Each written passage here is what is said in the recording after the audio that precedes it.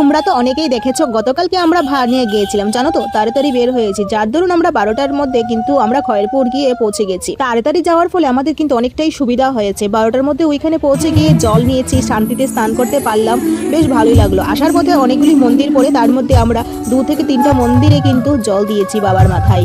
তো বাড়ির জন্য জল আনবো না, এটা কি হয়? বাড়ির জন্যও কিন্তু আমরা জল এনেছি। বাবার মাথায় দিয়ে বাড়ির জন্য জল নিয়ে বাড়ির পুজোটা সকাল সকাল আর করতে পারলাম না, কেননা ঘুম থেকে একটু লেট করে উঠেছি, তার মধ্যে হাজবেন্ডের অফিসে রান্না করেছি, তারপরও আমি কিন্তু ঠাকুর ঘরে গিয়েছি।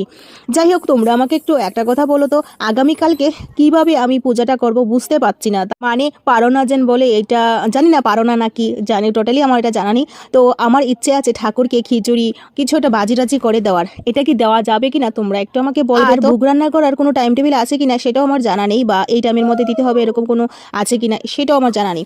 যদিও আমি প্রত্যেক দিনই সকাল সকাল ঠাকুর ঘরে যাই, আজকে একটু লেট হয়ে গেছিলো, এটা হলো আলাদা ব্যাপার। আগামীকালকে 8:30 9টার মধ্যে ঠাকুর ঘরে যাবো, কেননা আগে অফিসের রান্নাটা রানবো, তারপর ঠাকুর ঘরে যাব।